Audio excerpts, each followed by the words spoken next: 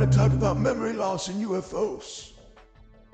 Most of us, when we ponder the data related to a UFO sighting, followed by memory loss or time lapse, tend to think in terms of actual abductions of human beings by somebody or something. The Hill case of 1962 brought this phenomenon to our attention. But there have been other cases involving the viewing of a UFO, after which memory seemed to have been impaired, although there was no apparent loss of time. One case in particular occurred on April 22nd, 1976 in Elmwood, Wisconsin. While there was apparently no loss of time or time lapse, there was, however, memory impairment. This case is unique in that the person involved, Mr. George W. Wheeler, had had a similar experience about a year before. On that occasion, he spotted a huge glowing object approaching his car, and afraid that it was going to strike the car, he jumped out and dived into a ditch. The UFO, in that instance, continued on its way. However, on the night of April 26, 1976, Mr. Wheeler received a closer and more detailed look at that UFO.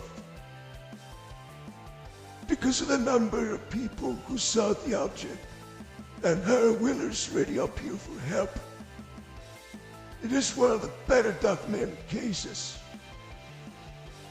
Mr. Robert Pratt of the National Enquirer, Mr. Jack Brodstack, a professor of biology at the University of Wisconsin at River Falls, covered the case in detail. At about 11 o'clock on the night in question, Mr. Wheeler, who was a relief police officer for the city of Elmwood, located in the west central Wisconsin, about 6 miles east of the Mississippi River, noticed an orange glow on the top of the Tuttle Hill, which is located a short distance to the south of Elmwood. Thinking that the glow was a fire, he drove to the top of the hill. When he arrived, he sighted no fire, but rather he saw a strange glowing object, which he estimated to be about 500 feet distant and about 100 feet off the ground. Between a limestone quarry and a farmhouse in the area. Later, when interrogated by Police Chief Jim Hellman, he described it as having 6 bluish white lights, possibly windows or portholes on the side. He could also see shadows as if someone were moving around inside. In the middle of the side, facing him, there appeared to be a kind of panel that was open, and Wheeler said that he could see something with pit-like parts similar to a turbine, which was revolving slowly. The sketch which he drew later depicted a noble object which, instead of having rounded edges, had blunt sides, giving the appearance of a hamburger with a rather generous patty of meat in the middle of 2 rounded cut bones. The turbine-like thing was squarely in the middle of the meat patty area, and on each side of it were 2 portholes, which emitted the bluish white light. The main body of the object was silver in color. A top portion had a dome, which gave off an orange-white light. Just above the midsection, and below the dome were two knobs or raised portions. The third knob was absurd just below the turbine-like affair. And the bottom portion, what Whittier took to the banks of landed parts, were partially extended from the main body of the object. And a long, black, hose-like appendage extended down from the middle of the bottom of the ship, slightly off to the angle. He could not see the end of this appendage because of the crease obscuring it.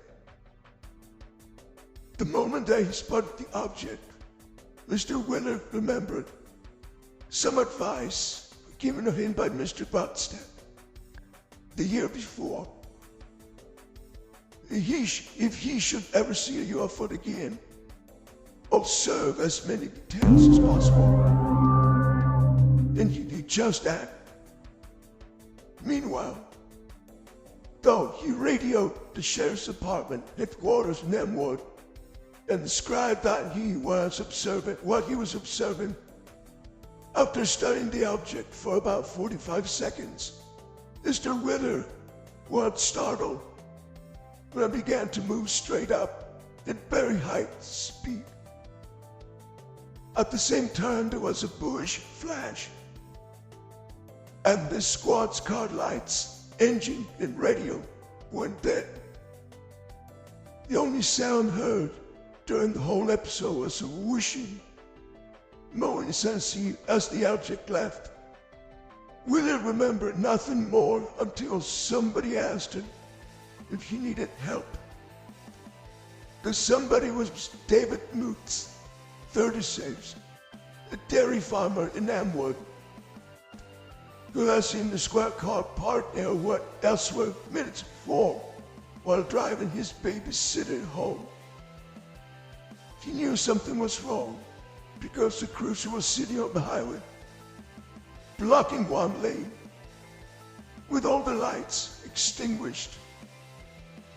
Wheeler seemed to be attempting to get out of the car, and because Moots knew Wheeler and had a heart attack the year before, he was concerned. He stopped to find out what was wrong.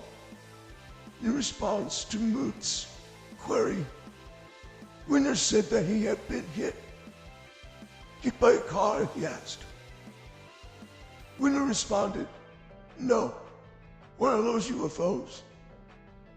Moots later said that Wheeler seemed dazed, and although he did not know the policeman well, he had had sufficient contact with him to know that this was not his normal self. The police chief was the next person on the scene.